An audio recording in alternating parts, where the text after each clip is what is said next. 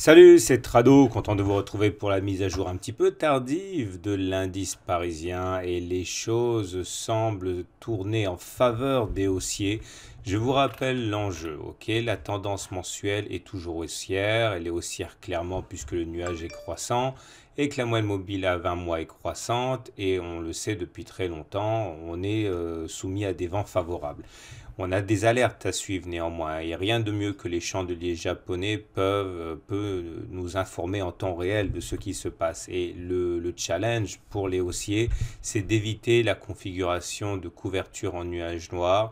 Et plus les journées avancent vers la fin du mois, plus le spectre de la couverture en nuage noir s'éloigne, laissant donc libre cours aux velléités haussières qui sont visibles maintenant depuis de très nombreux mois. Je vous rappelle qu'il faudrait clôturer au-dessus du milieu du corps vert précédent, ok, pour que ce ne soit pas une couverture en nuage noir. Pour l'instant, c'est encore une couverture en nuage noir.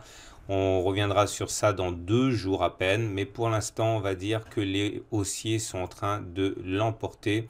On verra ça encore une fois à la fin du mois de novembre.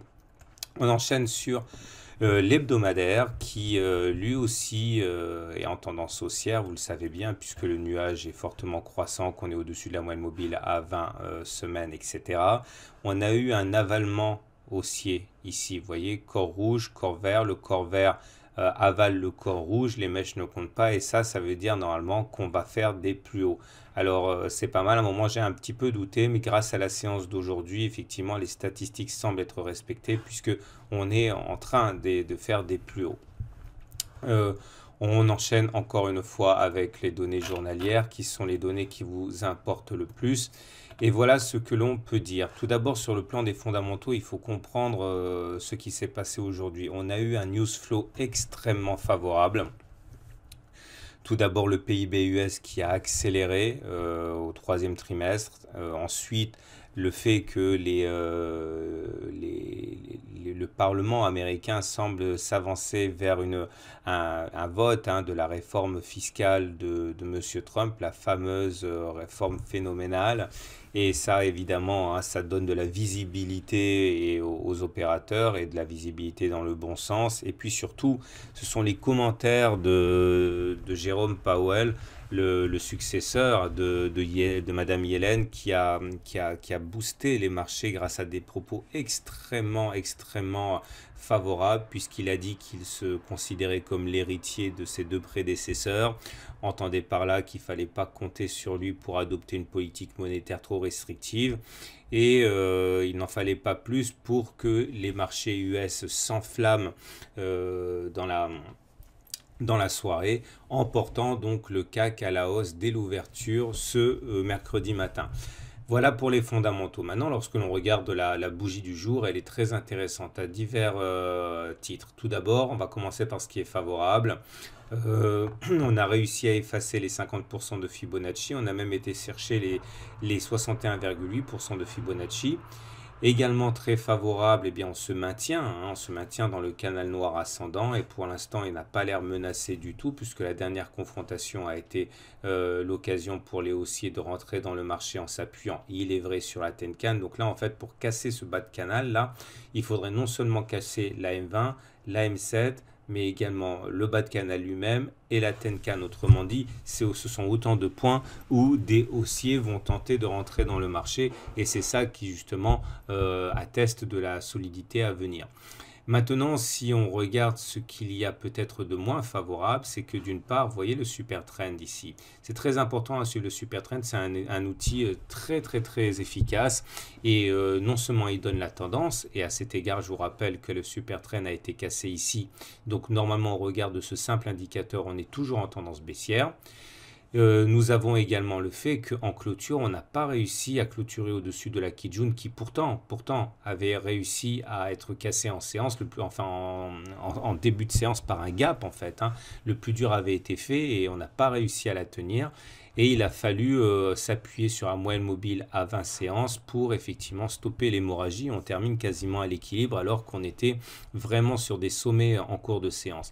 Donc ce manque de combativité des haussiers est très intéressant. Alors soit effectivement c'est un manque de combativité, soit ils ont été dépassés par des allègements de position de certains gros, on va dire, mais en tout cas c'est pas une bougie qui est extrêmement favorable, alors même que la clôture elle-même à 0,14% ne semble pas du tout dangereuse. Mais voilà, dans les détails, c'est pas génial.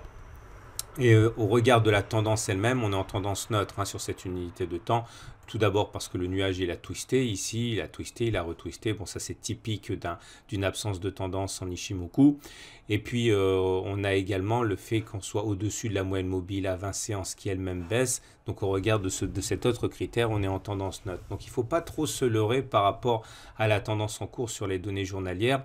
En gros, on est en train d'évoluer dans ce que je mentionne quand même depuis pas mal de temps, à savoir un trading range.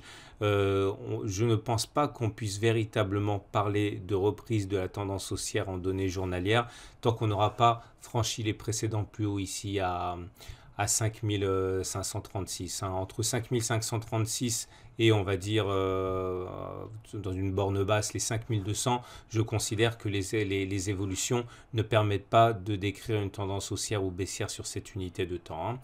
Donc pour demain, j'ai envie de dire que la situation est assez compliquée puisqu'il n'y a pas de tendance véritable. Néanmoins, l'avantage semble être quand même haussier au regard de ce qu'il se passe, ce qui signifie que les retours sur le bas du canal, normalement, devraient être l'occasion de rachat hein, pour aller embarquer dans le train de la hausse. Hein.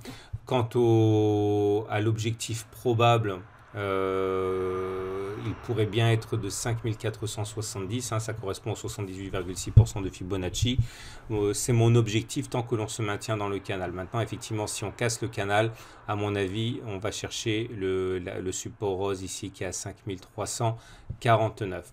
Voilà, les indicateurs techniques apportent leur lot d'éléments favorables également. Le momentum réussit à passer au-dessus de 0 et le RSI arrive à passer au-dessus de 50. Ça veut dire qu'au regard de ces indicateurs, ce sont les acheteurs qui sont aux commandes. Vous remarquez d'ailleurs la montée des volumes.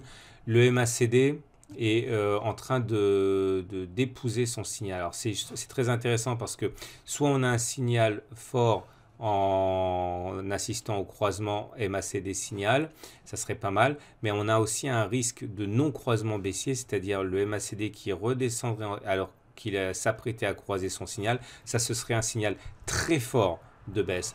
Donc vous voyez, on est vraiment à un moment charnière et c'est assez typique hein, de ces situations, il n'y a pas de tendance. Donc vraiment, le juge de paix pour moi, c'est le canal noir. On casse ces directions, les 5348, en tout cas ça sera le sens de mes trades. On se maintient, pour moi c'est objectif 5470. Maintenant, il ne reste plus qu'à attendre un bon signal en intraday pour attraper ces signaux au vol. On regarde rapidement ce qu'a fait le DAX qui lui aussi hein, montre des réticences à aller plus haut puisque même si l'impulsion haussière a été bien réelle, on a hésité et on a échoué une fois de plus sur le même niveau des 50% de Fibonacci plus la Kijun. On voit qu'on finit sur une bougie qui nous amène à la neutralité en termes de progression alors même qu'on avait quand même accumulé pas mal d'avance. Sur le DAX, au regard de l'Ichimoku, c'est toujours haussier, hein, parce que vous voyez, le nuage est toujours croissant.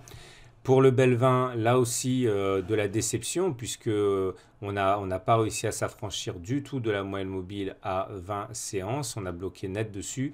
Il y a un gap qui a été ouvert, qui n'a pas été rebouché. On a cassé le SAR à la hausse. Normalement, ça voudrait dire que en temps normal, on devrait aller plus haut, mais bon, il faut toujours contextualiser. Et étant donné qu'on a été bloqué par la M20, on va dire que ça se neutralise. Pour les indices américains, la forme est éclatante, puisque ah ben non, au moment où je parle, on termine tout juste en territoire négatif. C'est un petit peu inquiétant aussi, vous voyez, puisqu'on avait commencé quand même avec des éléments très favorables. Et puis surtout, regardez, pas de contact entre la bougie et la Bollinger supérieure. C'est assez dangereux. Bon, ça se joue sur l'épaisseur du trait, mais en tout cas, on va dire que c'est une préalerte, hein. Ça va se jouer dans les dernières secondes, dans les dernières minutes de cotation. Il faudrait quand même faire un contact avec la Bollinger supérieure, ça serait quand même pas mal. Et pour le Dow Jones, qui lui aussi est en situation de bulle, j'ai envie de dire, la progression est belle, mais voilà, pas de contact entre la Bollinger supérieure entre les cours et la Bollinger supérieure. Ce sont des éléments qui amènent à corriger à court terme, statistiquement. Voilà ce qu'on pouvait dire pour les indices. Je voudrais vous remercier pour avoir été aussi nombreux lors du webinaire spécial hier qui a été donné de 18h à 20h. J'ai eu beaucoup de courriers me disant que voilà, ce ne sont pas des horaires très très pratiques, hein, lorsque l'on travaille, c'est vrai, et c'est pour ça que le webinaire sera visible en replay. Je vous donnerai le lien dès que CMC me le fournit. Voilà, bonne soirée et à demain soir pour la mise à jour.